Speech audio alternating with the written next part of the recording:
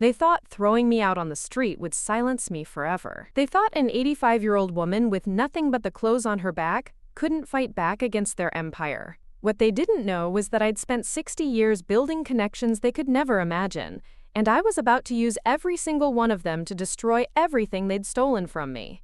Before we jump back in, tell us where you're tuning in from, and if this story touches you, make sure you're subscribed, because tomorrow I've saved something extra special for you. The morning they changed the locks on my own front door, I was standing in my neighbor's kitchen window, watching my life being erased in real time. Margaret Chen handed me another cup of coffee while we observed the moving trucks pull away from the Victorian house I'd called home for 43 years. My daughter-in-law Sandra was directing the operation like a general commanding troops, her perfectly manicured nails pointing toward various pieces of furniture that had once belonged to my late husband and me. My name is Dorothy Whitman, though most people who knew me in my professional life called me Dot. At 85, I've witnessed more change than most people could imagine, from rotary phones to smartphones, from typewriters to computers that fit in your pocket. But nothing had prepared me for watching my own family systematically strip away everything I'd worked for, earned, and cherished over 8 decades of living.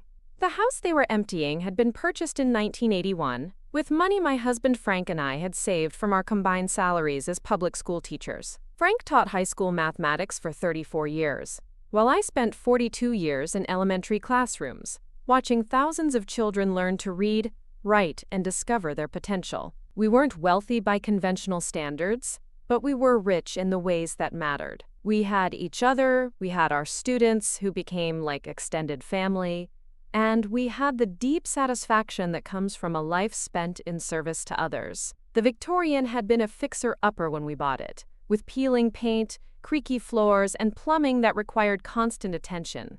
But Frank was handy with tools, and I had an eye for design, so we'd spend weekends and summers transforming it into something beautiful. We'd refinished the hardwood floors ourselves, stripped wallpaper by hand, and planted the garden that became the envy of the entire neighborhood. Every room held memories of birthday parties, holiday gatherings, and quiet evenings spent grading papers by the fireplace. When Frank passed away 3 years ago from complications related to diabetes, I thought the worst pain of my life was behind me. We'd been married for 58 years, and losing him felt like losing half of myself. But Frank had been meticulous about our finances, and he'd left me well provided for with his pension, Social Security, and the modest investment portfolio we'd built together over the decades. The house was paid off, my medical expenses were covered by Medicare and a good supplemental policy, and I had enough savings to live comfortably for the rest of my days. What I didn't anticipate was how quickly my son David would remarry after his divorce, and how dramatically his new wife would change the dynamics of our family. Sandra Morrison had swept into David's life 6 months after his separation from his first wife, presenting herself as a successful real estate agent who understood the value of property and investment. She was 15 years younger than David, with the kind of polished appearance that came from expensive salons and designer clothing. More importantly, she had strong opinions about how elderly people should live and what constituted responsible financial management for someone my age. The first red flag should have been Sandra's immediate interest in my living arrangements. During their 3rd visit to my house, she'd walked through every room with the practiced eye of someone conducting a property assessment, commenting on the house's size, its maintenance requirements, and what she called the challenges of aging in place. She'd suggested that I might be happier in a senior living community where I could have more social interaction and less responsibility for upkeep. I'd politely but firmly declined her suggestions, explaining that I was perfectly capable of maintaining my own home and had no interest in moving to a facility. I had a cleaning service that came twice a month, a reliable handyman for repairs, and a network of neighbors who checked on each other regularly. Most importantly, every corner of my house held memories of Frank, and leaving would feel like abandoning him all over again. Sandra's approach became more aggressive after David moved in with her, and they announced their engagement. She began documenting what she called concerning incidents during their visits. According to Sandra, I'd forgotten to turn off the stove after making tea, left the front door unlocked overnight, and seemed confused about what day of the week it was during a phone conversation. None of these things had actually happened, but Sandra presented them to David as evidence that I was developing cognitive problems and needed closer supervision. David, to his credit, initially defended me against Sandra's implications. He pointed out that I'd been living independently since his father's death, managing my own finances, driving safely, and maintaining an active social schedule with my former teaching colleagues and church friends. But Sandra was persistent and persuasive, gradually wearing down his resistance with her claims of expertise in elder care and her dire warnings about the liability issues that could arise if something happened to me while I was living alone. The turning point came when Sandra convinced David that I needed a comprehensive geriatric evaluation to assess my competency and safety. She'd researched a private clinic that specialized in cognitive assessments for elderly patients, and she'd already scheduled an appointment without consulting me. When David called to tell me about the appointment, he presented it as a routine health check that would give us all peace of mind about my well-being. I should have been more suspicious of Sandra's motives, but I genuinely believed that submitting to the evaluation would put an end to her concerns and prove that I was perfectly capable of living independently. Dr. Rebecca Martinez at the Canyon View Assessment Center seemed professional and thorough during our initial consultation. She administered various cognitive tests, reviewed my medical history, and asked detailed questions about my daily routines and social activities. What I didn't know until much later was that Sandra had contacted Dr. Martinez before my appointment, providing what she described as family observations about my supposed memory problems and confusion. Sandra had painted a picture of an elderly woman who was struggling to manage basic tasks, but who lacked the insight to recognize her own limitations. She'd shared specific examples of incidents that had never occurred, creating a narrative of cognitive decline that influenced how my test results were interpreted. Dr. Martinez's report concluded that while I showed no signs of dementia or severe cognitive impairment, there were areas of concern regarding my judgment and ability to live safely without supervision. The report recommended regular monitoring, assistance with financial management, and consideration of alternative living arrangements that would provide more structured support. It was exactly the ammunition Sandra needed to escalate her campaign for control over my life. Armed with the assessment report, Sandra convinced David that I needed immediate intervention for my own safety. She'd researched several assisted living facilities and had identified what she claimed was a perfect placement at Golden Years Manor, a facility that specialized in residents who were transitioning from independent living to more supervised care. The facility had an opening available but only for a limited time, which created pressure to make a quick decision about my future. David arrived at my house on a Tuesday morning in March, accompanied by Sandra and a representative from Golden Years Manor named Jennifer Walsh. They'd brought brochures, contracts, and what they presented as a comprehensive plan for ensuring my safety and well-being in my golden years. The assisted living facility looked pleasant enough in the photographs, with cheerful common areas, well-appointed private apartments, and activities designed to keep residents engaged and social. But what disturbed me most about their presentation wasn't the facility itself, but the assumption that my opinion about my own future was optional. They'd already completed the application process, paid the deposit, and scheduled a move-in date for the following week. My role in this conversation was apparently to express gratitude for their thoughtfulness and agree to the arrangements they'd made on my behalf. When I objected to their plan and insisted that I was perfectly happy living in my own home, Sandra produced Dr. Martinez's assessment report and began reading sections that highlighted concerns about my judgment and safety. She explained that families had legal and moral obligations to ensure that elderly relatives received appropriate care, and that ignoring professional recommendations could have serious consequences if something happened to me while I was living alone. David seemed uncomfortable with the pressure Sandra was applying, but he supported her position by expressing his worry about my well-being and his fear that something terrible would happen if we continued to ignore the warning signs that I was declining. He spoke about sleepless nights when he worried about me falling, having a medical emergency, or making a serious mistake because of confusion or forgetfulness. The conversation became increasingly heated as I defended my competency and independence while they cited the assessment report and their observations of my supposed problems. Finally, Sandra delivered what she clearly considered the decisive argument.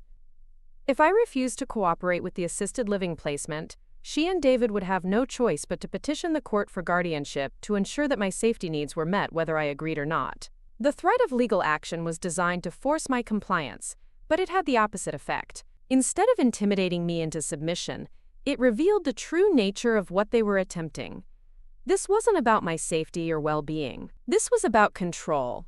and specifically about gaining control over my house and my finances. Sandra's interest in my property had been evident from the beginning, and now I understood that removing me from the house was the first step in a larger plan to liquidate my assets. I told them I needed time to consider their proposal, which bought me exactly 1 week before they returned, with legal documents and a more aggressive approach. During that week, I made several phone calls that would prove crucial to everything that followed. I contacted my longtime attorney, Harold Bishop, who had handled Frank's estate planning and had known our family for over 20 years. I scheduled an independent cognitive evaluation with Dr. Patricia Summers, a geriatrician who had no prior contact with Sandra or the Canyon View Assessment Center.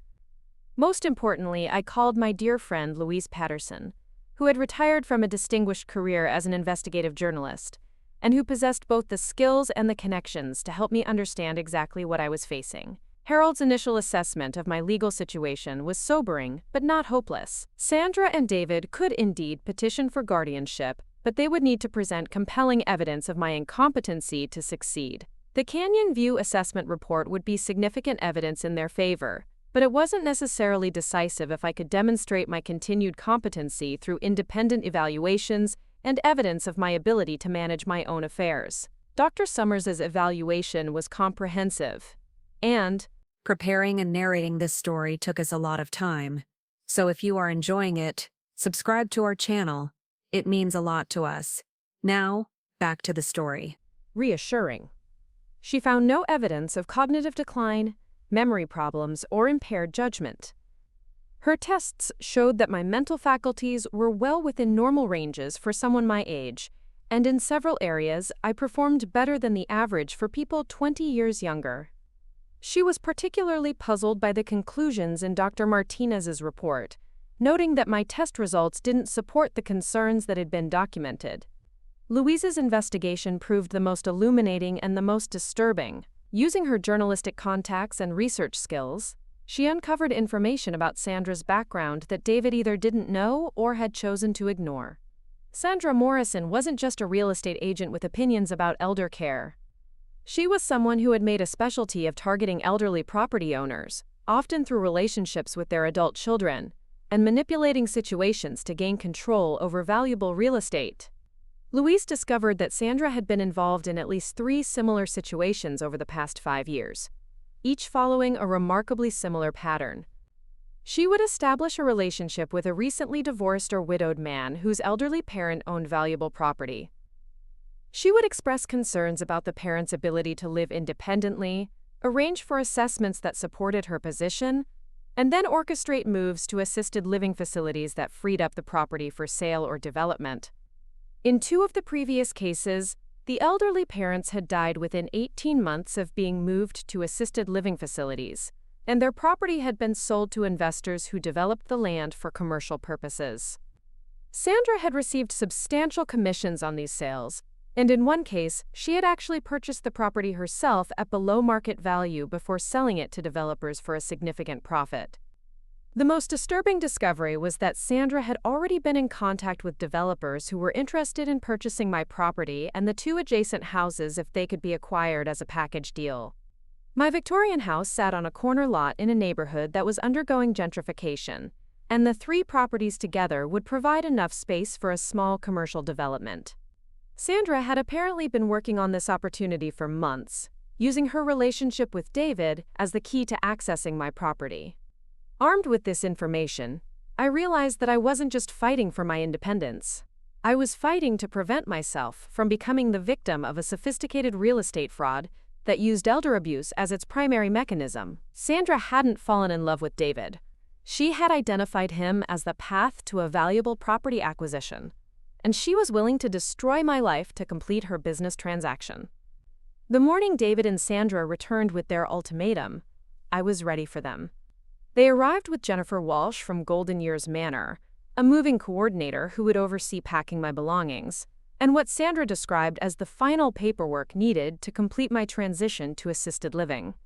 If I refused to cooperate voluntarily, David would file for emergency guardianship that afternoon, citing immediate safety concerns that required urgent intervention.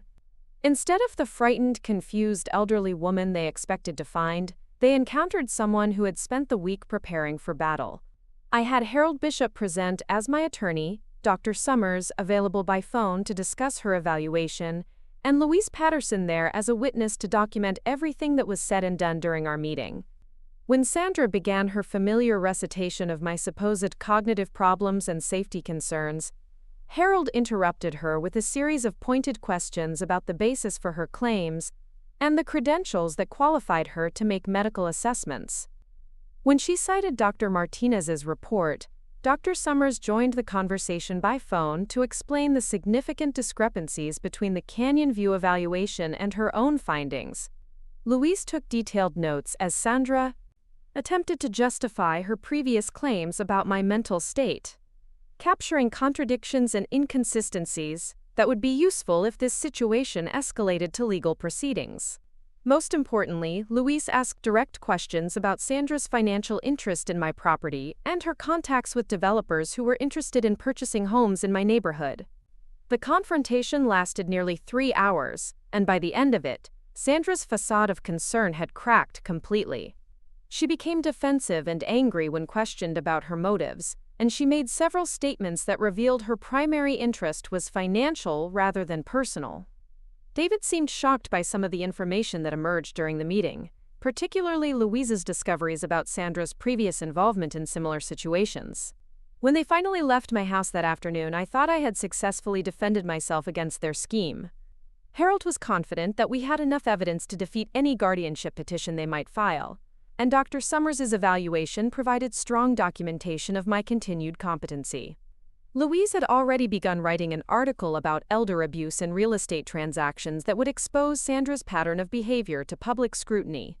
What I underestimated was Sandra's desperation and her willingness to escalate to more extreme measures when her initial plan failed. 3 days after our confrontation, I returned home from grocery shopping to find that the locks on my house had been changed and my belongings were being loaded into moving trucks. Sandra was standing in my driveway with a clipboard, directing the operation like she owned the property. When I demanded to know what was happening, Sandra handed me a copy of an emergency guardianship order that had been granted by Judge William Foster, based on what the document described as urgent safety concerns that required immediate intervention. According to the order, I had been found mentally incompetent to make decisions about my own welfare, and David had been appointed as my temporary guardian with authority to make decisions about my living arrangements and medical care. The legal document was accompanied by a letter from Dr. Martinez, stating that my condition had deteriorated since the initial assessment, and that I was now experiencing episodes of confusion and disorientation that made independent living unsafe. There was also a statement from Jennifer Walsh claiming that I had become agitated and threatening during our previous meeting, displaying behavior that suggested possible psychiatric instability. Harold Bishop was out of town for a family funeral, and his office couldn't reach him until the following day. Dr. Summers was attending a medical conference in another state and wouldn't be available until the weekend. Louise was pursuing leads for her article in Sacramento and couldn't return until Tuesday. The emergency guardianship order had been timed perfectly to catch all of my supporters when they were unavailable to help me challenge the fraudulent documentation that had been presented to the court. Sandra informed me that my new apartment at Golden Years Manor was ready, and that the transition would be completed that afternoon whether I cooperated or not. A van from the assisted living facility was waiting to transport me to my new home, where I would receive the supervision and care that I apparently needed for my own safety. The moving crew had been told that I was an elderly woman with dementia, who might become confused or agitated during the relocation process. They treated me with the kind of careful patience usually reserved for people who are clearly impaired, speaking slowly and loudly as if I might have trouble understanding simple instructions. When I tried to explain that I was the victim of fraud and that the emergency guardianship order was based on false information, they assumed I was experiencing the kind of confusion that had necessitated the move in the first place. Margaret Chen, my neighbor who had been watching the proceedings from her kitchen window, came outside to ask what was happening. Sandra explained that I was being moved to a care facility for my own safety, and that the family was grateful for Margaret's friendship, but that professional caregivers would be better equipped to meet my needs. Margaret looked confused and concerned, but she didn't have enough information to understand that I was being kidnapped under color of law. The ride to Golden Years Manor felt like a journey into exile. I sat in the passenger seat of the transport van while the driver made polite conversation about how much I would enjoy my new home and how quickly residents typically adjusted to the structured environment. The facility was exactly as advertised in the brochures, with cheerful common areas, well-maintained grounds, and staff members who seemed genuinely committed to providing good care for their residents. But the apartment I was assigned felt like a prison cell despite its pleasant furnishings and garden view. It was clean, safe, and comfortable, but it wasn't home. The walls held no memories, the furniture had no history, and the view from the window showed me a landscape that was entirely foreign to my experience. Worse, the rules of the facility severely restricted my freedom to come and go, my access to outside communication, and my ability to manage my own affairs. Jennifer Walsh explained the facility's policies with the practiced efficiency of someone who had given this orientation many times before. Residents were encouraged to participate in activities and social events, but departures from the facility required advance notice and approval from the care coordination team. Phone calls and mail were monitored to ensure that residents weren't being exploited or manipulated by outside parties. Financial matters were handled by designated family members or appointed guardians to protect residents from making poor decisions during periods of confusion or impairment.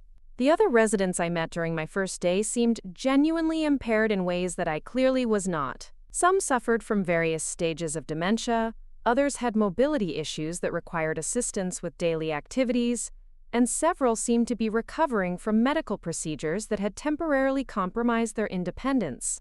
I was the only person in the facility who was there against her will, and I was certainly the only one who was there as the victim of fraud rather than genuine medical necessity. That first night in my assigned apartment, I lay awake thinking about everything I had lost in the space of a single afternoon. My home was gone, my independence had been stripped away, and my financial assets were now under the control of people who had demonstrated their willingness to lie, cheat, and manipulate to get what they wanted. Sandra and David had succeeded in isolating me from my support network and placing me in an environment where my protests about fraud would be dismissed as the confused ramblings of an impaired elderly woman. But as I stared at the ceiling of my institutional bedroom, I realized that Sandra and David had made several crucial miscalculations in their rush to complete their scheme. They had underestimated my mental acuity, my determination, and most importantly, my connections within the community where I had lived and worked for over 4 decades. They thought that putting me in an assisted living facility would silence me permanently, but they didn't understand that I still had allies who would eventually ask questions about my sudden disappearance from my own life. More importantly, they didn't realize that their fraudulent guardianship order was based on documentation that could be challenged and disproven if I could find a way to get my case before a judge who wasn't influenced by their false narrative. Harold Bishop might be temporarily unavailable, but he would eventually return from his family funeral and discover what had happened to his client. Dr. Summers would complete her medical conference and learn that her professional assessment had been ignored in favor of questionable claims made by Dr. Martinez. Louise Patterson would finish her research in Sacramento and return to find that the subject of her article about elder abuse had become a victim of the very crime she was investigating. The emergency guardianship order might have given Sandra and David temporary control over my life, but it hadn't eliminated the evidence that proved their conspiracy was based on fraud and false documentation. As the days passed in my involuntary confinement, I began to understand that Golden Years Manor was designed to gradually erode the residents' connections to their previous lives and their confidence in their own judgment. The daily routine was structured to create dependency, the social activities were infantilizing rather than engaging, and the staff, while well-meaning, treated all residents as if they were incapable of making reasonable decisions about their own lives. The facility's phone system allowed only supervised calls to pre-approved numbers, which meant I couldn't contact Harold, Dr. Summers, or Louise without Jennifer Walsh monitoring our conversations. Mail was delivered, opened, and reviewed, ostensibly to protect residents from scams and exploitation, but actually ensuring that no outside communication could challenge the narrative that had led to my placement. My requests to meet with my attorney were denied because David, as my appointed guardian, had determined that legal consultations might agitate me unnecessarily during my adjustment period. My attempts to explain that the guardianship was fraudulent were documented as evidence of continued confusion and resistance to appropriate care. Every protest I made was used as proof that I lacked the judgment to understand my own needs and limitations. But Sandra and David's control over my situation depended on maintaining the illusion that my placement was legitimate, and that my objections were symptoms of impairment rather than rational responses to injustice. They needed to keep me isolated and discredited until they could complete the sale of my property and make their fraud irreversible. What they didn't anticipate was that my 42 years as an elementary school teacher had given me skills they couldn't imagine and connections they didn't know existed. Teaching young children requires infinite patience, creative problem solving, and the ability to work within systems while finding ways to achieve your objectives, despite bureaucratic obstacles. It also creates bonds with thousands of students, parents, and colleagues who remember you long after they've moved on to other phases of their lives. Sandra and David thought they were dealing with an isolated elderly woman, but they were actually dealing with someone who had influenced entire generations of families in our community.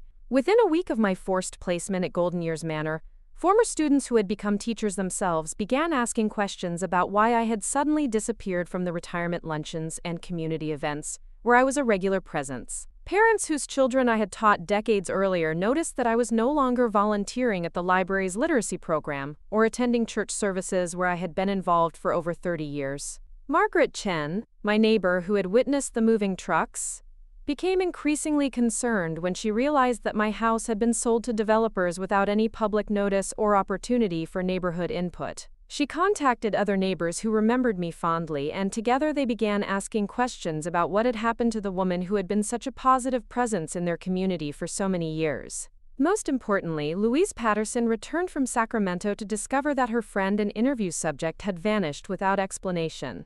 Louise's journalistic instincts told her that my sudden disappearance was connected to the elder abuse story she was investigating, and she began using her professional resources to trace what had happened to me during her absence. Louise's investigation led her to Harold Bishop's law office, where she learned about the emergency guardianship order that had been granted while Harold was attending his family funeral.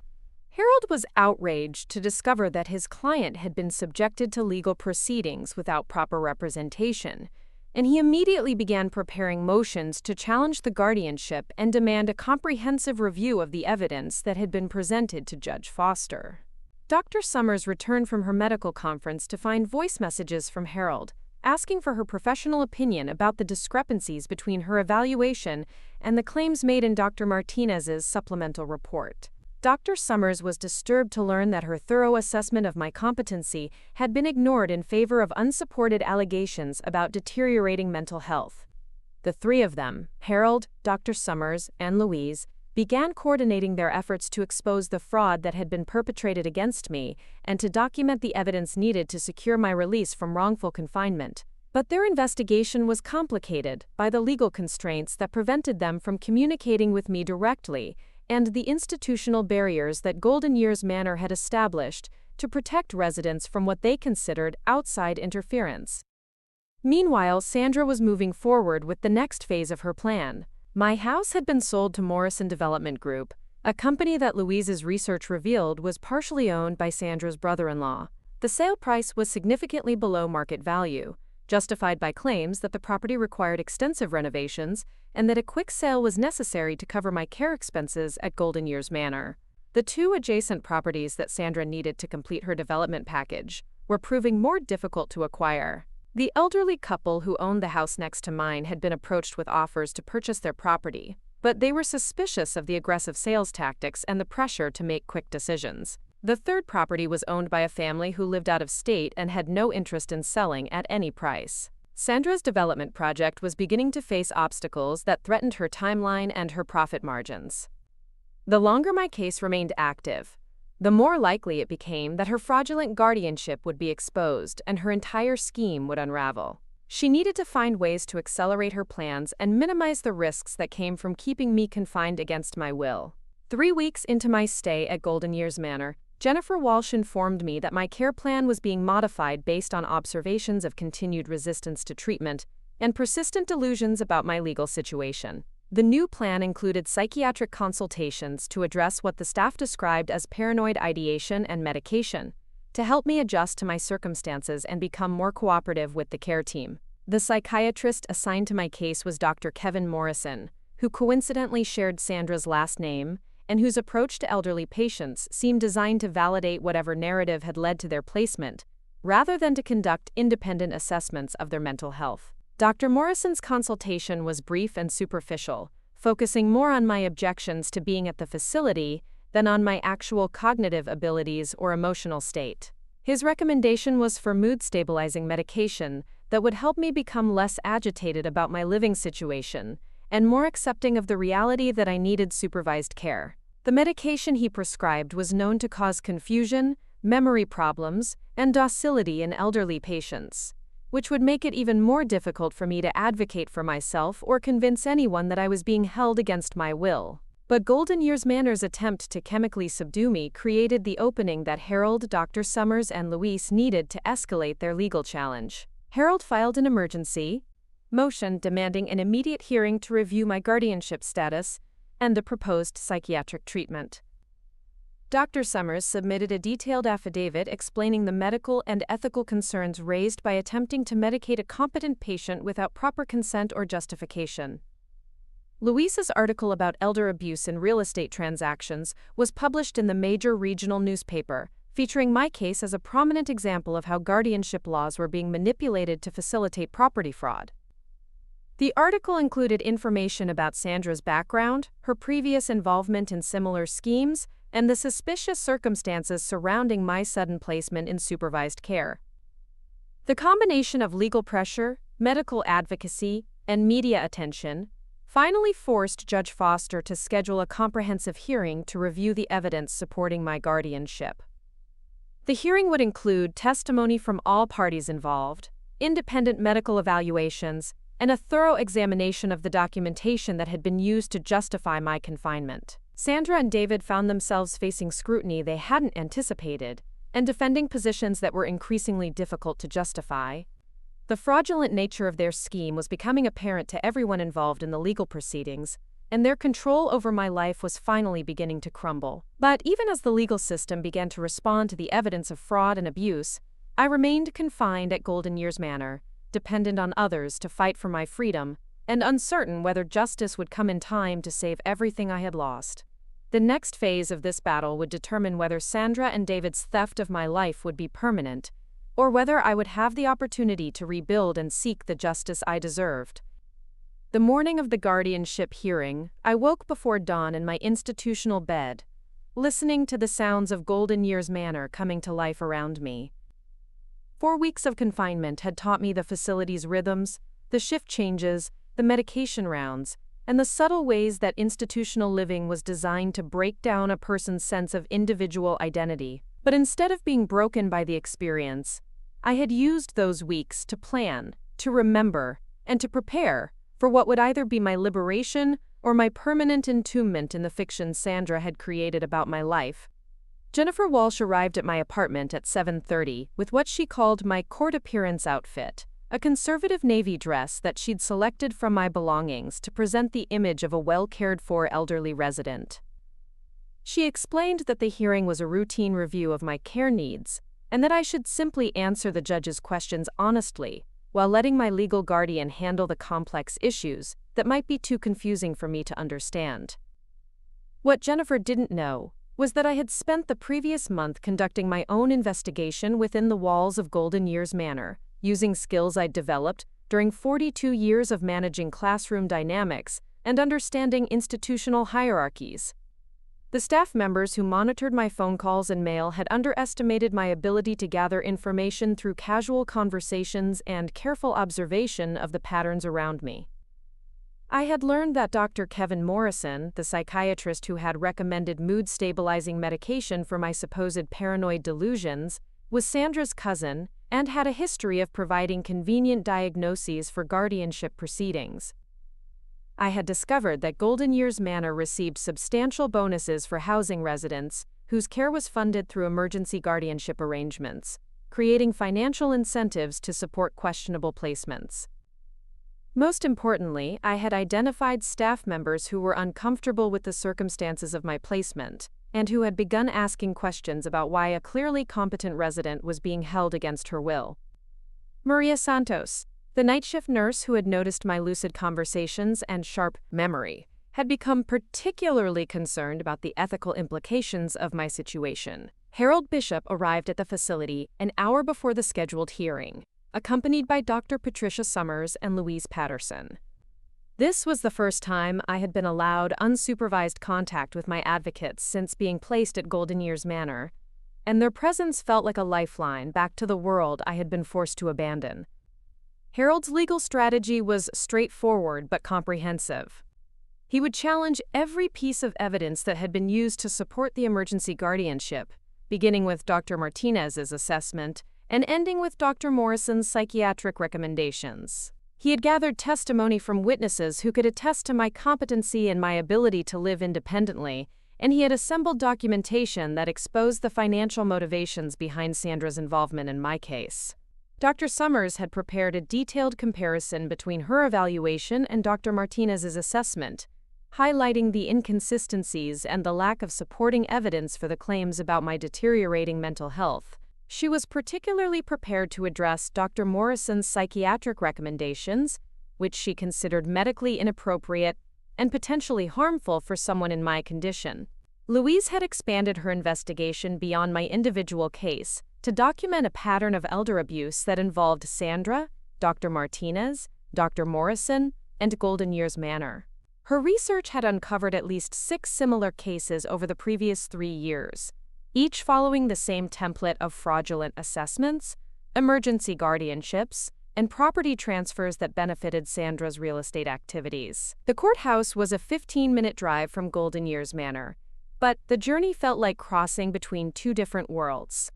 In one world, I was Dorothy Whitman, a confused elderly woman who needed protection from her own poor judgment and who should be grateful for the care and supervision that loving family members had arranged for her safety. In the other world, I was Dot Whitman, a retired teacher with a sharp mind, a strong will, and 60 years of experience in fighting for what was right. Judge William Foster's courtroom was smaller than I had expected, with fluorescent lighting that made everyone look slightly pale and institutional furniture that emphasized the serious nature of the proceedings. Sandra and David sat at one table with their attorney, Marcus Webb, a man whose expensive suit and confident demeanor suggested that he specialized in cases where the outcome was predetermined rather than contested. The hearing began with Marcus Webb presenting what he characterized as overwhelming evidence that I was suffering from progressive cognitive decline that made independent living unsafe and guardianship necessary for my protection. He introduced Dr. Martinez's original assessment, which documented concerning incidents of confusion and forgetfulness that my family had observed over several months. Dr. Martinez took the witness stand and testified about her evaluation process and her conclusions about my mental state. She spoke with the authority of a medical professional whose expertise was beyond questioned, describing specific test results and behavioral observations that supported her determination that I needed supervised care. What Dr. Martinez didn't anticipate was Harold's cross-examination, which systematically exposed the flaws in her methodology and the suspicious circumstances surrounding her assessment. Harold asked pointed questions about the information Sandra had provided before my evaluation and how that information had influenced her interpretation of my test results.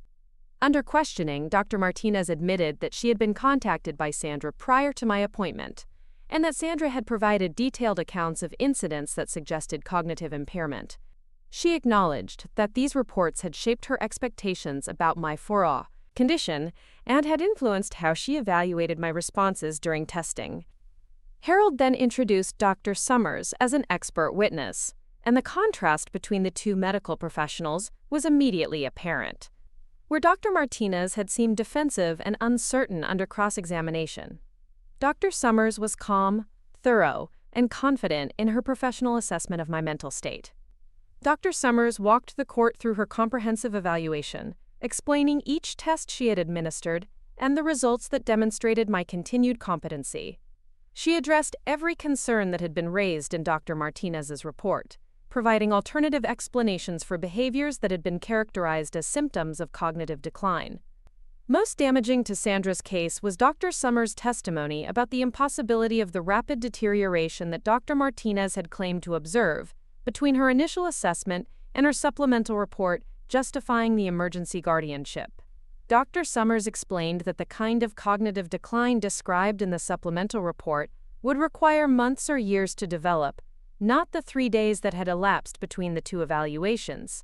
When Sandra took the witness stand to testify about her observations of my declining mental health, she found herself facing questions that she hadn't prepared for, and challenges to claims that she had assumed would be accepted without scrutiny.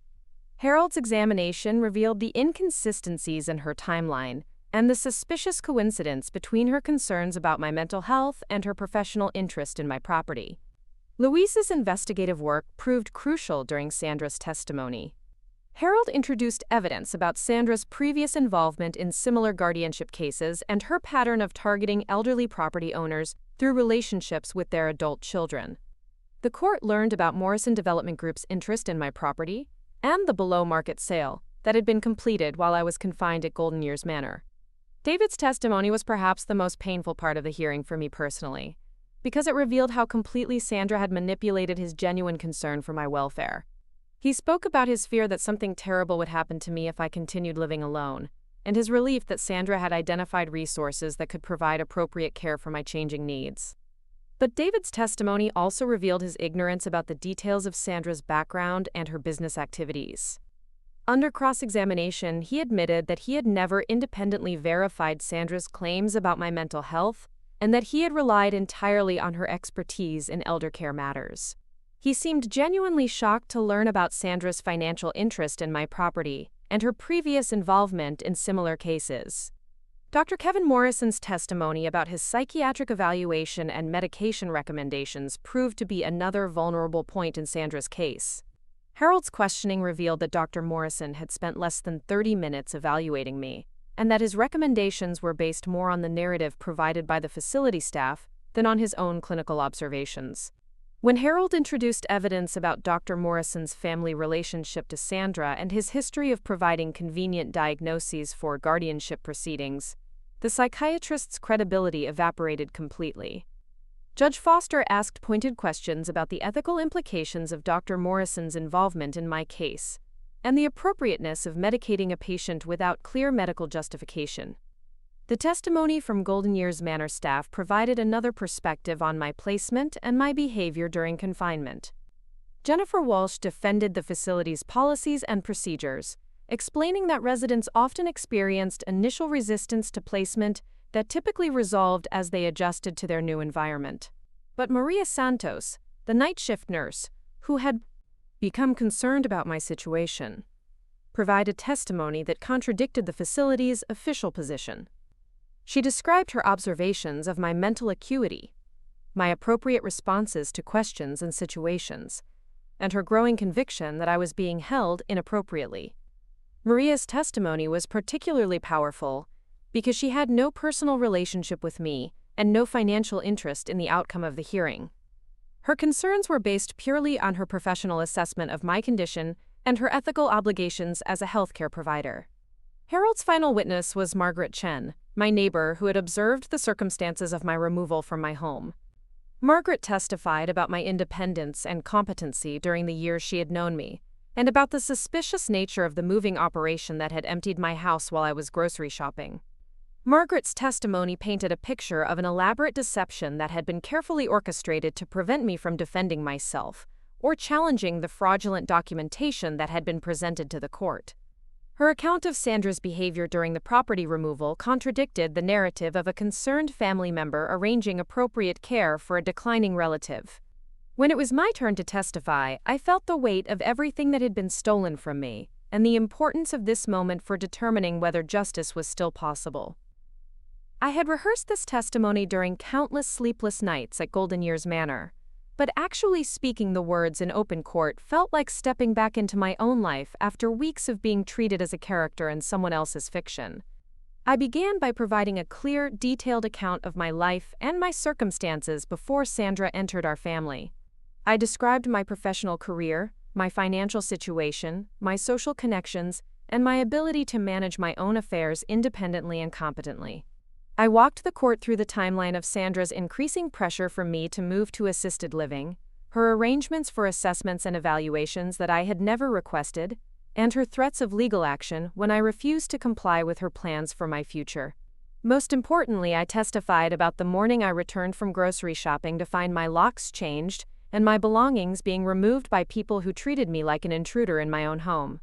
I described the shock of learning that legal documents had been filed claiming I was mentally incompetent and that decisions about my life were being made by people who had lied about my condition to gain control over my property.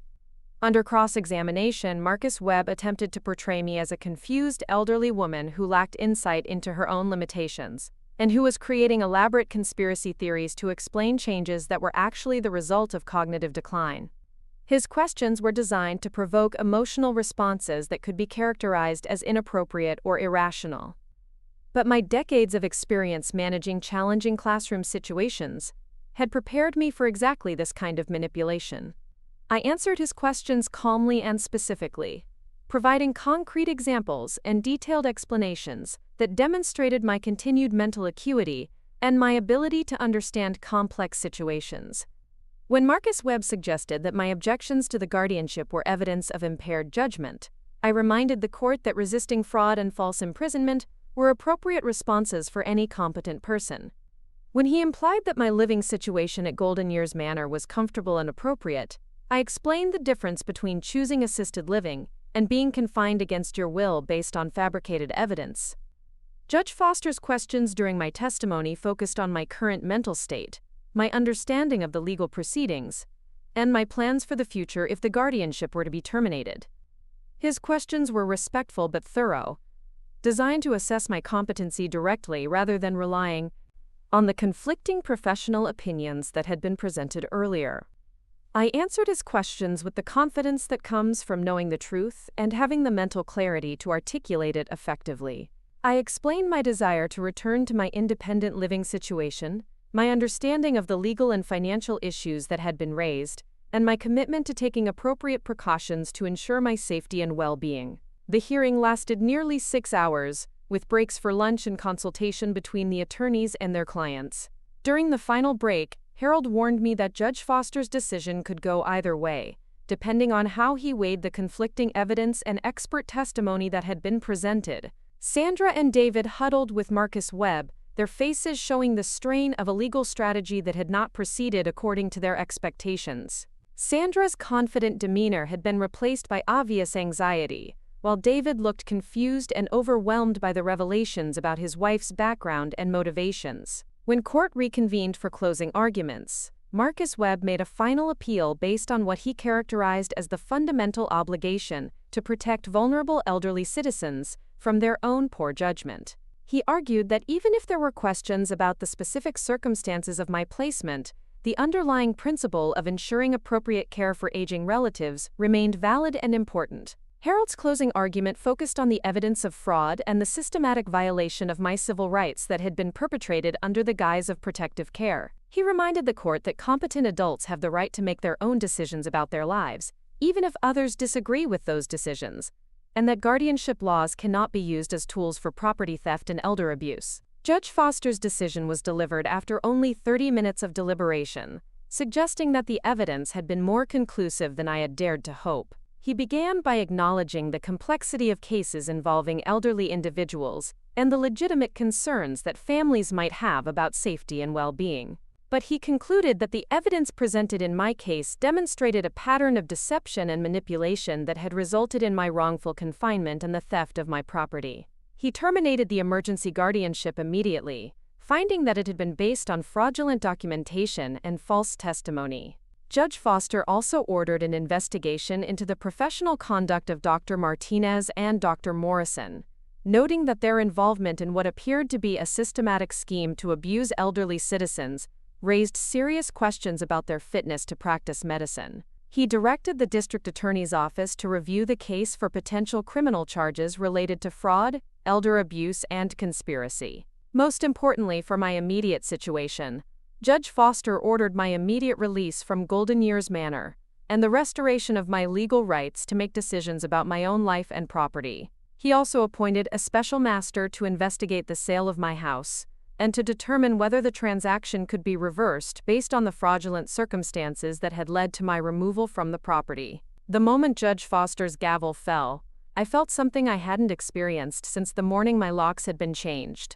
I felt free, not just legally free, but emotionally and psychologically liberated from the fiction that others had created about my life and my capabilities. Sandra's reaction to the judge's decision was immediate and revealing. Instead of showing disappointment or concern about the implications for David, she became angry and defensive, demanding that Marcus Webb file immediate appeals and challenging the judge's authority to reverse decisions that had been made by qualified professionals. David, on the other hand, seemed stunned by the implications of what had been revealed during the hearing.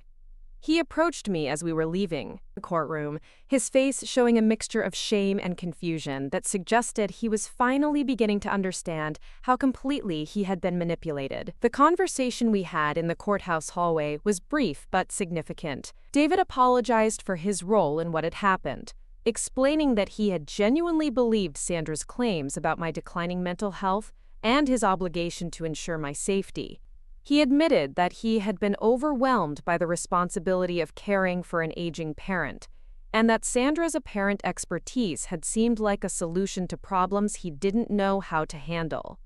I told David that I understood his concerns and his desire to ensure my well-being, but that his willingness to accept Sandra's word without seeking independent verification had enabled a criminal conspiracy that had cost me my home, my freedom, and my trust in the people who should have protected me.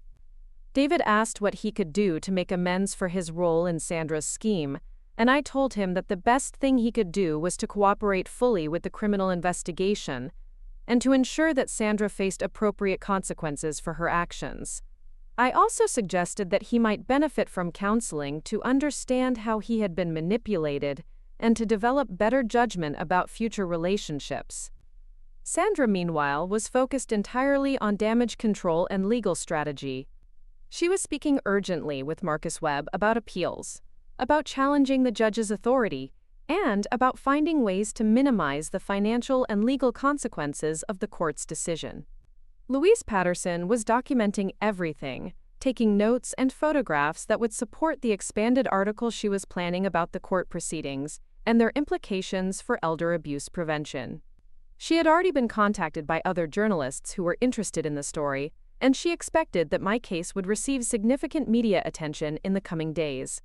Harold Bishop was coordinating with the special master who would investigate the property sale and with the district attorney's office regarding the criminal investigation.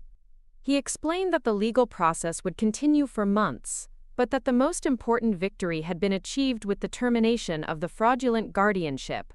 Dr. Patricia Summers offered to provide ongoing medical monitoring to document my continued competency and to ensure that no future attempts could be made to question my mental health based on fabricated evidence. She also planned to report Dr. Martinez and Dr. Morrison to the State Medical Board for their involvement in what appeared to be a systematic abuse of the healthcare system. The drive back to Margaret Chen's house, where I would stay while my housing situation was resolved, felt like a journey back into my own life. For the first time in 4 weeks, I was making decisions about where to go and what to do based on my own judgment, rather than the preferences of people who claimed to know what was best for me.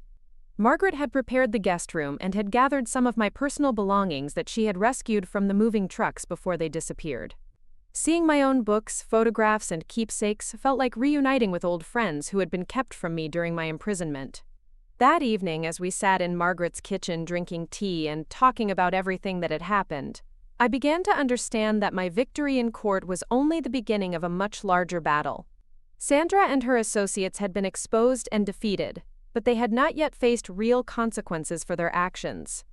The criminal investigation would take months to complete, and there was no guarantee that the district attorney would pursue charges that were difficult to prove and potentially unpopular with voters who might not understand the complexities of elder abuse cases. The sale of my house to Morrison Development Group might be reversed, but the legal process would be expensive and time-consuming, with no certainty about the final outcome. Most importantly, I had learned that Sandra's scheme was not an isolated incident, but part of a larger pattern of elder abuse that was affecting families throughout our community and beyond.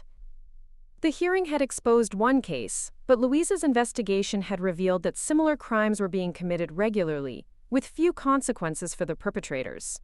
As I lay in Margaret's guest bed that night, I realized that my fight was far from over. I had won my freedom and exposed Sandra's fraud, but I had not yet achieved justice or prevented future victims from experiencing what I had endured. The next phase of my battle would require different strategies and different allies, but it would be fought with the same determination and the same commitment to truth that had carried me through the guardianship hearing. Sandra had underestimated my strength once, and she was about to make that mistake again. The morning after the hearing brought the first consequences of Judge Foster's decision. Harold called early to inform me that Sandra had been served with a restraining order, preventing her from having any contact with me, or from interfering with the special master's investigation into the property sale. More significantly, the district attorney's office had opened a formal investigation into what they were calling the Morrison Elder Abuse Ring, with Sandra, Dr. Martinez, Dr. Morrison, and several staff members at Golden Years Manor identified as potential defendants in a conspiracy case that could result in significant prison sentences. Louise's article about the court proceedings had been published in the morning edition of the regional newspaper, and the story was already generating responses from other families who believed they had encountered similar schemes. The newspaper's phone lines were busy with calls from people who had questions about their own situations, or who wanted to share information about suspicious guardianship cases they had observed. But the most important development came from an unexpected source. Maria Santos, the night shift nurse who had testified about my inappropriate placement at Golden Years Manor, called to inform me that she had been approached by the FBI's white-collar crime unit, which was investigating potential Medicare fraud related to unnecessary placements in assisted living facilities. According to Maria, the federal investigation had been ongoing for several months, focusing on a network of medical professionals, guardianship attorneys, and care facilities that were systematically targeting elderly individuals for profitable placements that were not medically justified. My case had become a key piece of evidence in a much larger criminal enterprise that spanned multiple states and involved millions of dollars in fraudulent billing. The FBI agents were particularly interested in Sandra's role as a coordinator who identified targets, arranged for questionable medical assessments, and facilitated property transfers that benefited the criminal network. They believed that Sandra had been involved in dozens of similar cases and that her activities represented a significant component of the larger conspiracy they were investigating. This revelation transformed my individual case from a personal battle for justice into a crucial component of a federal investigation that could result in comprehensive prosecution of an organized criminal enterprise. The FBI's resources and authority would provide tools for achieving justice that were far beyond what I could have accomplished through state courts and local law enforcement. Harold explained that my cooperation with the federal investigation would likely accelerate the process of recovering my property and securing compensation for the damages I had suffered. The FBI had authority to freeze assets, reverse fraudulent transactions, and pursue criminal penalties that would ensure appropriate consequences for everyone involved in the conspiracy. More importantly, the federal investigation offered the possibility of preventing future victims by dismantling the entire network rather than prosecuting individual cases in isolation. Sandra's defeat in my guardianship hearing had been satisfying, but her prosecution as part of a federal conspiracy case would send a message to other potential elder abusers that these crimes would face serious consequences. Over the following weeks, I worked closely with FBI agents to provide detailed information about Sandra's methods, her associates, and the timeline of events that had led to my wrongful confinement. The agents were impressed by the documentation I had maintained and the evidence that Harold, Dr. Summers, and Louise had assembled during their investigation. The federal case was building momentum, with arrests expected within months and trials that would expose the full scope of the elder abuse network to public scrutiny. Sandra's empire of deception was crumbling, and the consequences would extend far beyond anything she had imagined when she first identified me as a target for her real estate scheme. But even as the wheels of justice began turning in my favor, I knew that the most important work lay ahead. Sandra and her associates would face prosecution, But the systems that had enabled their crimes needed to be reformed to prevent future abuse. The guardianship laws that had been manipulated to facilitate my kidnapping needed to be strengthened with better oversight and protection for alleged incompetent individuals. The medical assessment processes that had been corrupted by Sandra's network needed to be reformed with requirements for independent evaluations and better documentation of clinical findings. Most importantly, the broader community needed to be educated about the warning signs of elder abuse and the resources available for prevention and intervention. My case had received significant media attention, but lasting change would require sustained advocacy and systematic reform of the institutions that were supposed to protect vulnerable elderly citizens. As I prepared for the next phase of my battle against elder abuse, I reflected on how much my life had changed since that morning, when I had watched my belongings being loaded into moving trucks. I had lost my home, my possessions, and 4 weeks of my freedom, but I had gained something more valuable. I had discovered reserves of strength and determination that I hadn't known I possessed, and I had found a purpose that extended far beyond my personal situation. Sandra had tried to silence me by stripping away my independence and confining me where my protests would be dismissed as the confused ramblings of an impaired elderly woman.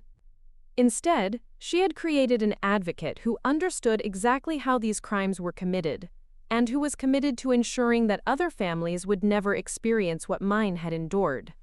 The battle was far from over, but the tide had turned decisively in favor of justice. Sandra's carefully constructed scheme had collapsed under the weight of truth, and the consequences of her actions were about to extend far beyond anything she had anticipated when she first decided that an elderly teacher would be an easy target for her real estate fraud. In targeting me, Sandra had made the same mistake that bullies throughout history have made. She had assumed that age and apparent vulnerability were the same as weakness and helplessness. She was about to learn how wrong she had been, and the lessons would cost her everything she had stolen and more. The FBI raids began at dawn on a Tuesday morning in late September, 6 months after my liberation from Golden Years Manor. I watched the news coverage from Margaret Chen's living room, sipping coffee and feeling a satisfaction I hadn't experienced since Frank was alive. 23 simultaneous arrests across 4 states, including Sandra, Dr. Martinez, Dr. Morrison, and Jennifer Walsh from Golden Years Manor. The operation was the culmination of an 18-month federal investigation into what authorities were calling the largest elder abuse conspiracy in Pacific Northwest history. Agent Rebecca Torres, who had become my primary contact during the investigation, called me within an hour of the arrests to provide details that wouldn't appear in the media coverage. Sandra had been taken into custody at her downtown real estate office, where agents had seized computers, financial records, and client files documenting dozens of fraudulent property transactions. Dr. Martinez had been arrested at Canyon View Assessment Center, along with 3 staff members who had participated in falsifying cognitive evaluations for elderly patients. Dr. Morrison's arrest at his psychiatric practice had yielded evidence of his systematic participation in the guardianship fraud scheme, including detailed records of the kickbacks he received for providing convenient diagnoses that supported questionable placements. Jennifer Walsh and 2 other Golden Years Manor administrators had been charged with Medicare fraud and conspiracy, based on evidence that they had knowingly accepted inappropriate placements in exchange for inflated billing opportunities. But the most significant arrest was Sandra's brother-in-law, Michael Morrison, whose Morrison Development Group had been the beneficiary of at least 15 fraudulent property sales over the previous 3 years. The FBI had traced a complex money laundering operation that had generated over $12 million in illegal profits through the systematic theft of elderly citizens' homes and assets. Agent Torres explained that my case had been crucial to the federal investigation because the detailed documentation we had assembled provided a complete picture of how the conspiracy operated. The evidence Harold, Dr. Summers, Louise, and I had gathered during our fight against the guardianship had revealed the full scope of the criminal enterprise and had helped agents identify other victims who had been too intimidated or confused to report their abuse. The federal charges included conspiracy to defraud elderly persons, wire fraud, mail fraud, Medicare fraud, money laundering, and violations of federal civil rights laws. The potential sentences ranged from 10 to 30 years in federal prison, with additional financial penalties that would require the defendants to forfeit all assets obtained through their criminal activities. More immediately relevant to my situation, Agent Torres informed me that the special master appointed by Judge Foster had completed his investigation into the sale of my house, and the federal court had ordered the transaction reversed based on evidence of fraud and coercion. Morrison Development Group would be required to return the property to me in its original condition, along with compensation for the improvements they had made using funds stolen from other victims. The financial restitution was more comprehensive than I had dared to hope. In addition to recovering my house, I would receive compensation for the 4 weeks of wrongful confinement at Golden Years Manor, reimbursement for all legal expenses incurred in fighting the fraudulent guardianship, and damages for the emotional distress and civil rights violations I had suffered. But beyond the personal vindication and financial recovery, the federal prosecution represented something more significant. The dismantling of Sandra's criminal network would prevent dozens of future victims from experiencing what I had endured, and the public attention surrounding the case was already leading to legislative reforms that would strengthen protections for elderly citizens facing questionable guardianship proceedings. Louise Patterson's investigative reporting had evolved into a book deal with a major publisher, and she was working with advocacy organizations to develop educational materials that would help families recognize and prevent elder abuse before it reached the crisis stage. Dr. Patricia Summers had been appointed to a state commission reviewing guardianship laws and medical assessment protocols to ensure that the systemic weaknesses exploited by Sandra's network would be eliminated. Harold Bishop had been invited to testify before the state legislature about needed reforms to guardianship procedures, and his recommendations were being incorporated into legislation that would require independent medical evaluations, mandatory waiting periods, and enhanced oversight of emergency guardianship orders. The morning I returned to my house felt like stepping back into a life that had been interrupted rather than stolen. The FBI had supervised the restoration process, ensuring that Morrison Development Group returned every piece of furniture, every photograph, and every personal belonging that had been documented during the fraudulent moving operation. The garden Frank and I had planted together was overgrown but intact, and the rooms held the same memories that had made this place home for over 40 years. Margaret Chen helped me settle back into routines that felt both familiar and strange after months of institutional living and temporary housing. The simple pleasure of making my own decisions about when to wake up, what to eat, and how to spend my time was something I would never again take for granted. But returning home also meant confronting the reality that my relationship with David had been permanently damaged by his participation in Sandra's scheme. The divorce proceedings between David and Sandra were proceeding rapidly, with David's attorney working to establish that he had been a victim of manipulation rather than a willing participant in the conspiracy. David had requested a meeting to apologize and attempt some form of reconciliation, but I wasn't ready for that conversation.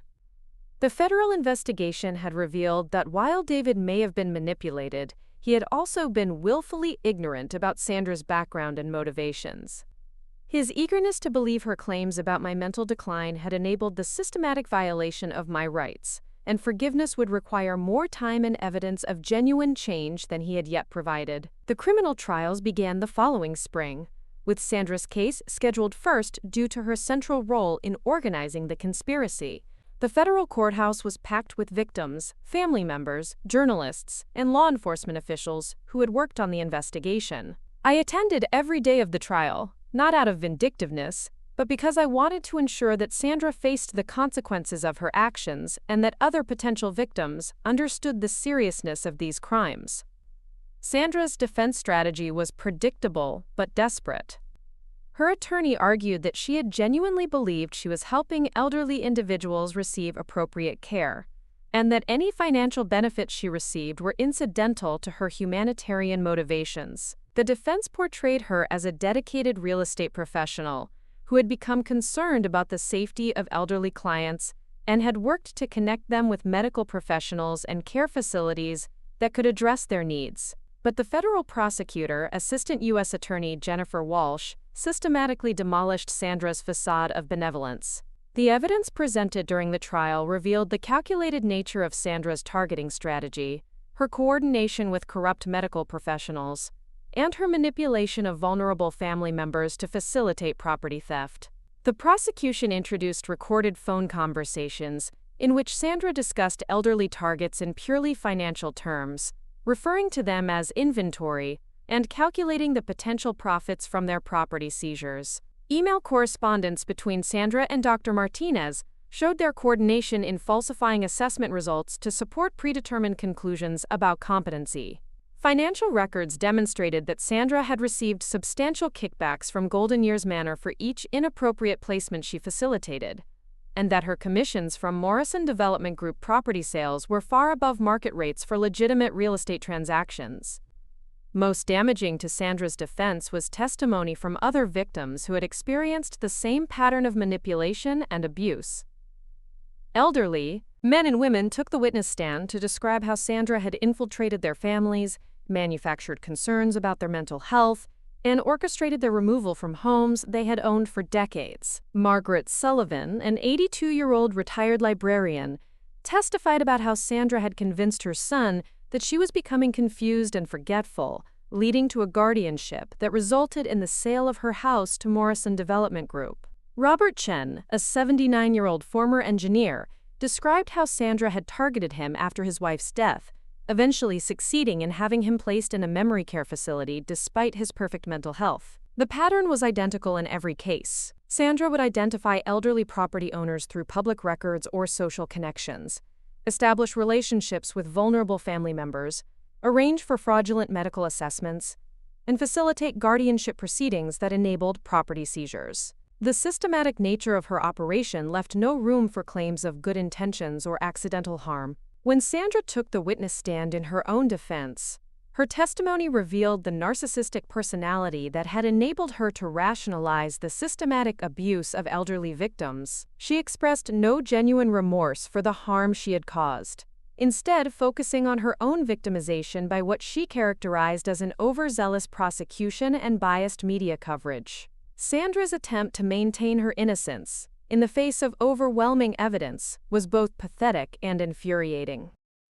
She claimed that elderly individuals were often unable to recognize their own limitations, and that families needed professional guidance to make difficult decisions about care and housing. She portrayed herself as a misunderstood advocate who had been criminalized for trying to help vulnerable people. The cross-examination exposed Sandra's lies and contradictions with surgical precision. When confronted with recordings of her callous discussions about elderly targets, she claimed the conversations had been taken out of context. When presented with financial records showing her substantial profits from the conspiracy, she argued that her compensation was appropriate for the services she provided. Most revealing was Sandra's response to questions about specific victims, including me. She showed no recognition of our humanity or acknowledgement of the suffering her actions had caused. We were still, in her mind, obstacles to profitable real estate transactions rather than human beings whose lives had been devastated by her greed. The jury deliberated for less than 4 hours before returning guilty verdicts on all counts. Sandra's conviction on federal conspiracy charges carried a sentence of 25 years in federal prison, with additional time for the individual fraud counts and civil rights violations. The judge also ordered her to forfeit all assets obtained through her criminal activities, including her house, her real estate business, and her investment accounts. Dr. Martinez received a 15-year sentence for her role in falsifying medical assessments and violating her professional oath to do no harm. Dr. Morrison was sentenced to 12 years for providing fraudulent psychiatric evaluations and participating in the systematic abuse of elderly patients. Jennifer Walsh and the other Golden Years Manor defendants received sentences ranging from 5 to 8 years for their participation in Medicare fraud and conspiracy. Michael Morrison, Sandra's brother-in-law, was sentenced to 18 years for money laundering and conspiracy, with additional penalties that required him to dissolve Morrison Development Group and transfer all assets to a victim compensation fund. But the most satisfying moment of the entire legal process came during Sandra's sentencing hearing, when Judge Patricia Rodriguez allowed victim impact statements from the people whose lives had been destroyed by the conspiracy. One by one, elderly victims and their families described the trauma, fear, and loss they had experienced as a result of Sandra's crimes. When it was my turn to address the court, I spoke not just about my own experience, but about the broader impact of elder abuse on families and communities. I described the violation of trust that occurs when people who claim to care about your welfare systematically steal your freedom and your dignity for financial gain. I told the court about the 4 weeks I had spent confined at Golden Years Manor, watching other residents who were genuinely impaired, and wondering if I would ever be believed when I insisted that I didn't belong there. I described the terror of realizing that my own son had been manipulated into participating in my imprisonment, and the heartbreak of learning that my home had been sold while I was powerless to prevent it. But I also spoke about the strength I had discovered during the fight to reclaim my life, and about the network of allies who had helped me expose Sandra's crimes and seek justice for myself and other victims. I emphasized that while Sandra's conspiracy had caused tremendous harm, it had also revealed the power of ordinary people to stand up against systematic abuse and demand accountability from those who exploit vulnerable populations. Judge Rodriguez's sentencing remarks reflected the seriousness of the crimes and the need for consequences that would deter future elder abuse. She noted that Sandra had shown no genuine remorse for her actions and had continued to minimize the harm she had caused, even when confronted with overwhelming evidence of her victims' suffering. The judge emphasized that crimes against elderly citizens struck at the foundation of civilized society, violating the trust and respect that vulnerable populations deserved from those in positions of authority or influence. She stated that Sandra's systematic abuse of guardianship laws and medical assessment processes had undermined public confidence in institutions designed to protect rather than exploit elderly citizens. The financial restitution ordered by the federal court exceeded $15 million, with funds distributed among victims to compensate for property losses, medical expenses, legal costs, and emotional damages. The Victim Compensation Fund, established through the forfeiture of criminal assets, would provide ongoing support for elderly abuse prevention programs and legal advocacy services. Beyond the individual prosecutions, the federal investigation led to comprehensive reforms of guardianship procedures and medical assessment protocols. New legislation required independent medical evaluations for all guardianship proceedings, mandatory waiting periods for emergency orders, and enhanced oversight of assisted living facilities that housed residents under questionable circumstances. Professional licensing boards implemented stricter oversight of medical professionals involved in competency assessments, with requirements for continuing education about elder abuse recognition and prevention. Real estate industry associations developed ethical guidelines and training programs to help agents identify and report suspicious property transactions that might involve elderly exploitation. The long-term impact of the case extended far beyond the individual prosecutions and institutional reforms. Media coverage of the trial had educated the public about elder abuse warning signs and prevention strategies, leading to increased reporting of suspicious activities and earlier intervention in potential abuse situations. Louise Patterson's book about the case became a bestseller and was adapted into a documentary that aired on national television, further raising awareness about the vulnerability of elderly citizens to systematic exploitation. Dr. Patricia Summers's research on the medical aspects of the case contributed to new diagnostic protocols that made it more difficult for corrupt professionals to falsify competency assessments. Harold Bishop's law firm established a pro bono legal clinic specializing in elder abuse prevention and intervention, providing free legal services to elderly individuals and families facing questionable guardianship proceedings. The clinic became a model for similar programs in other jurisdictions, expanding access to legal protection for vulnerable populations. My own role in the aftermath of the case evolved from victim to advocate, as I worked with law enforcement agencies, legal organizations, and community groups to develop prevention programs and support services for elder abuse victims.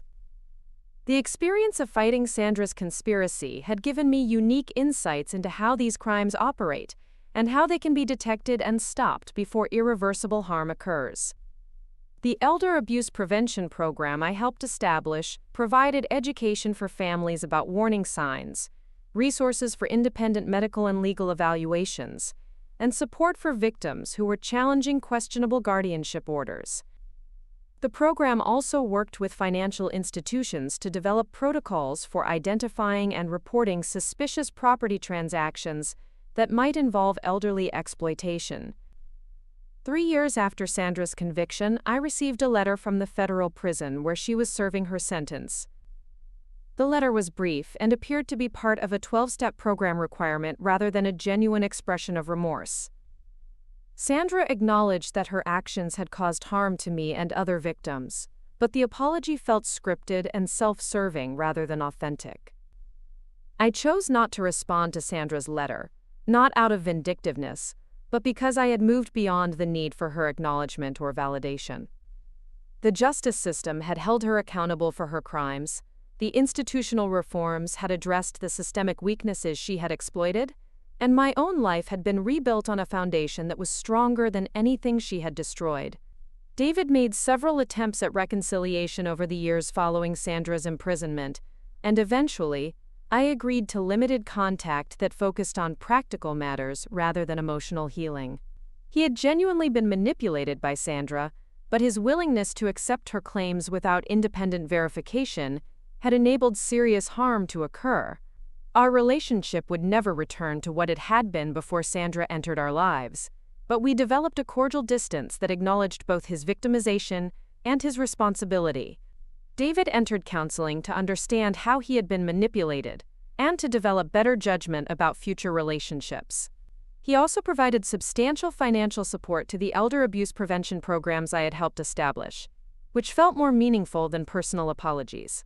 The house that Frank and I had shared for over 40 years became not just my home again, but a symbol of resilience and the power of ordinary people to fight against systematic injustice. The garden we had planted together flourished under my renewed attention, and the rooms once again filled with the voices of friends and allies who had supported me through the darkest period of my life.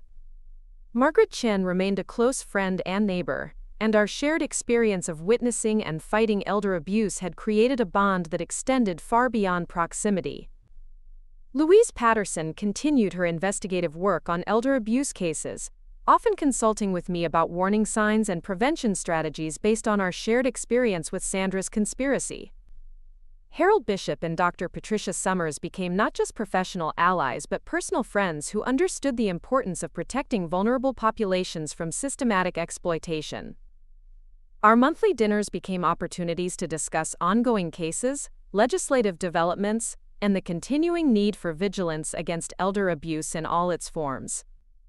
5 years after the trials concluded, I was invited to speak at a national conference on elder abuse prevention, addressing an audience of law enforcement officials, healthcare professionals, legal advocates, and family members who were working to protect elderly citizens from exploitation. The speech was an opportunity to reflect on everything that had changed since that morning when I had watched my belongings being loaded into moving trucks.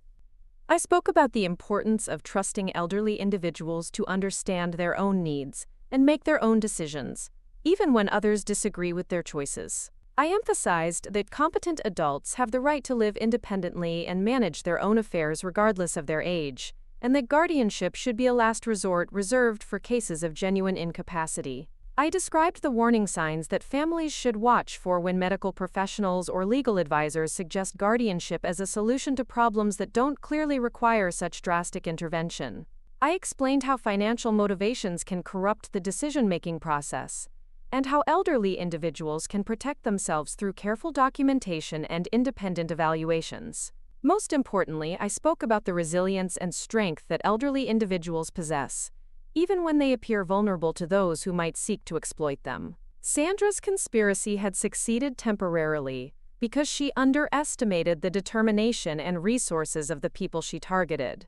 But ultimately, her victims had proven stronger and more resourceful than she had anticipated. The audience response to my speech was overwhelming, with dozens of people approaching me afterward to share their own experiences with elder abuse or to seek advice about situations they were currently facing. The conversations reinforced my understanding that Sandra's crimes were part of a much larger problem that required ongoing vigilance and systematic prevention efforts. At 90 years old, I continue to live independently in the house that Frank and I made into a home over 4 decades ago. The garden blooms each spring with flowers we planted together, and the rooms still echo with memories of the life we built before Sandra's conspiracy temporarily stole my freedom. The experience of fighting and defeating systematic elder abuse has given my final years a purpose I could never have imagined. The work of preventing other families from experiencing what mine endured has become a mission that gives meaning to every day and ensures that Sandra's crimes will ultimately serve to protect,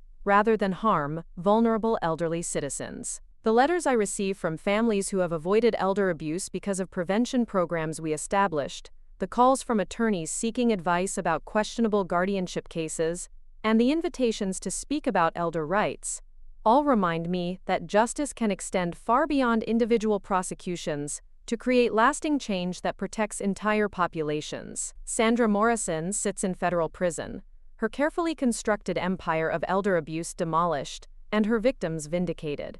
But more importantly, the systems she exploited have been reformed, the professionals she corrupted have been exposed, and the vulnerable populations she targeted have been educated about their rights and resources. The woman who thought that making me homeless at 85 would silence me forever learned instead that she had awakened an advocate who would spend her remaining years ensuring that no other elderly person would suffer the systematic abuse she had perfected.